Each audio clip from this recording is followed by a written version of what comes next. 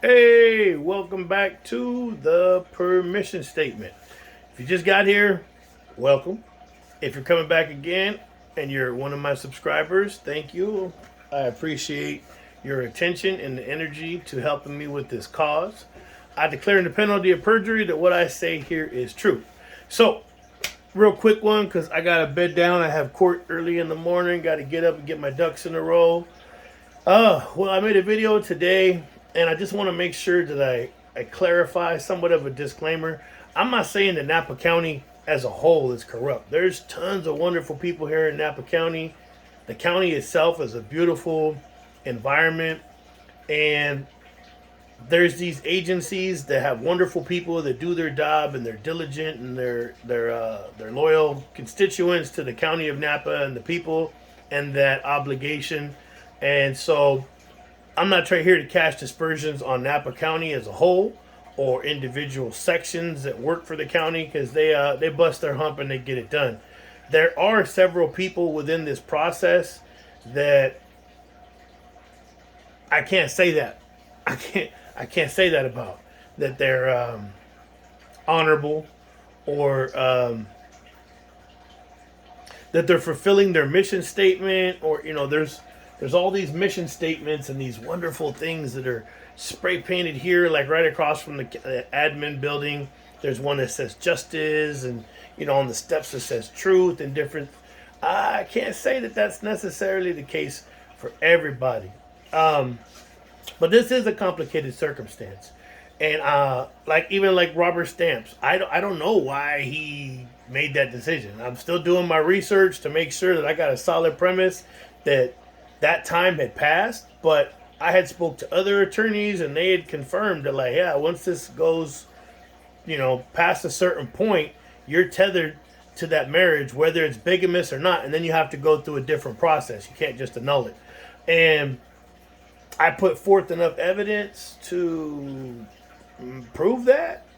So it begs the question, why was that done? Now, I'm not here to say that he's a bad judge or commissioner, should I say, or whatever, which is the same thing. They have judicial powers.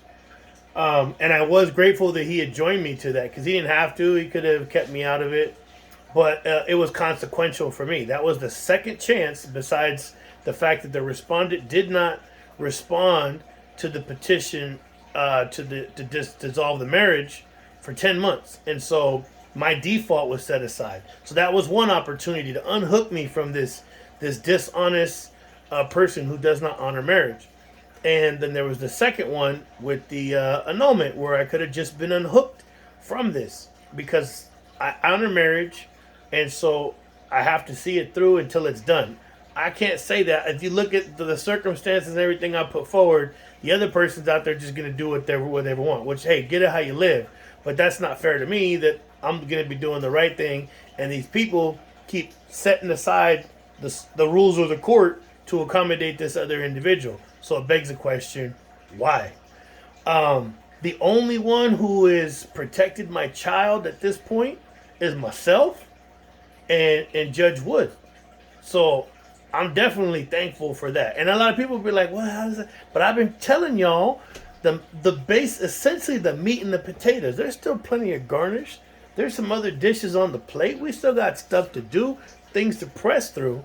But there's a narrative with a narrative. But I've pretty much told y'all I got beef with dangerous friggin' people.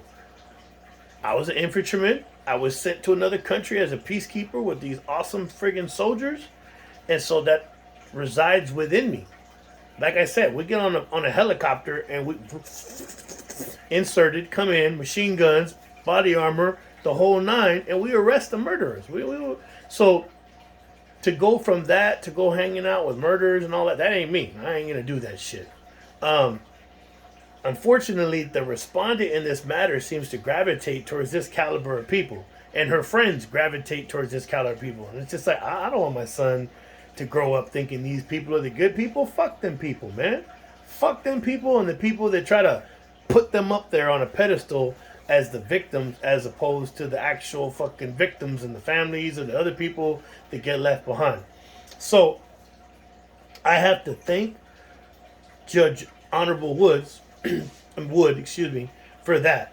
But what I had to do to facilitate that, Pandora's box is open. You know, now I got to press through and see it through. What I had to do and what I had to go through, makes no sense.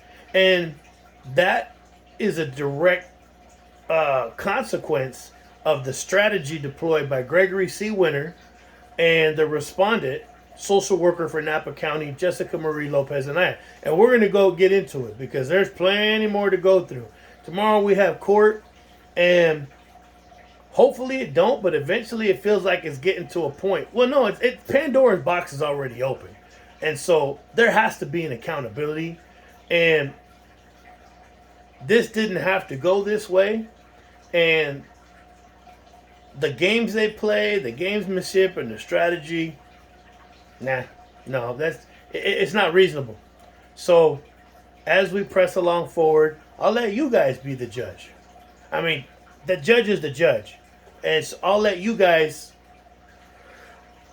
make your own observations and opinions. And there's going to be people out there.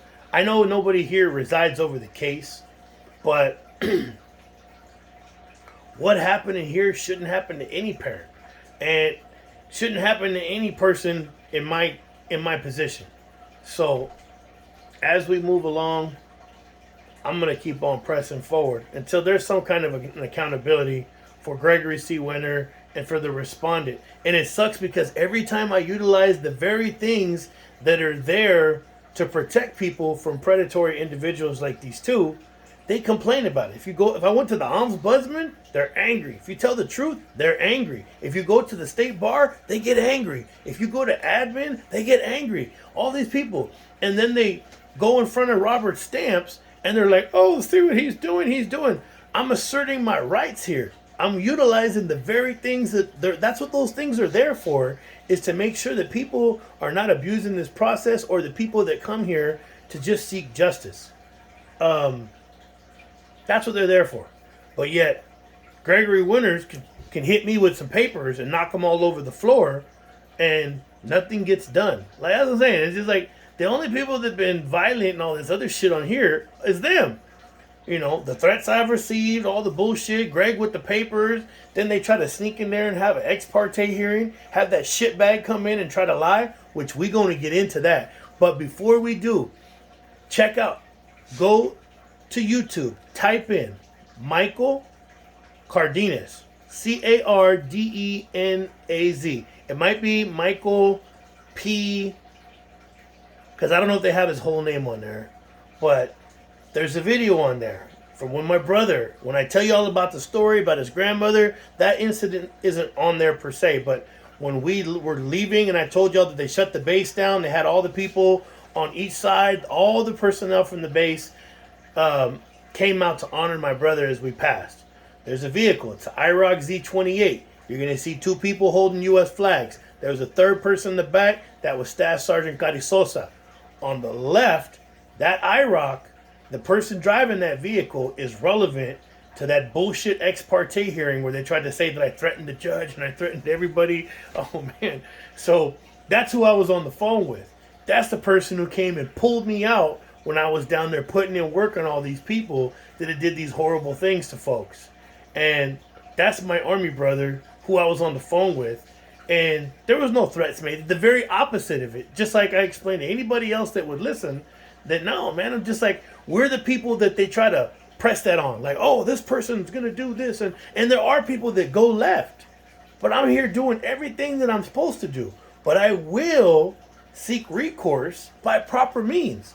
And they tried to make that out to be a threat, which is a shit. And it's funny because I'll show you all the text message when I spotted the individual that they tried to sneak into the courtroom on an ex parte hearing, who had ripped us both off, both my wife and I, her former co-worker, Michelle, from News. She still works at News, but I had the text messages, watch the video.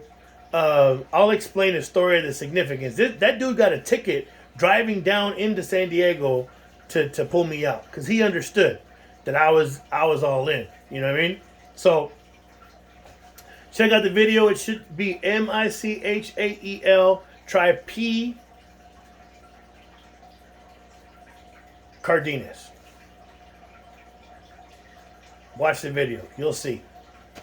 I got to get to bed. Do me a solid. Check those out. I'll be back tomorrow. I hate going into court and dealing with this dude, man. He's a knucklehead. I don't know how this dude calls himself an officer of the court. I mean, hey, I guess they all do. But he and I don't like each other. But, I mean, if I wasn't involved in this, I wouldn't even know the guy. So I always try to keep that in mind, that outside of all this, I mean, I don't have no quarrel with the individual. And just try to keep on trucking. I'm sorry, but the light's super bright right here. This is my new little my little thing here, and I'm trying to figure out how to. It's got me like, eh. Oh, look at that! Check it out. Got the colors. Ooh. No, that one's kind of dark. No. Ooh. There we go. Hey. All right, so I'm trying to get better for y'all. I got to be entertaining. I'll try to throw some music in there, figure out how to do the green screen and everything. I'm doing my best. Thank you for watching. I appreciate it.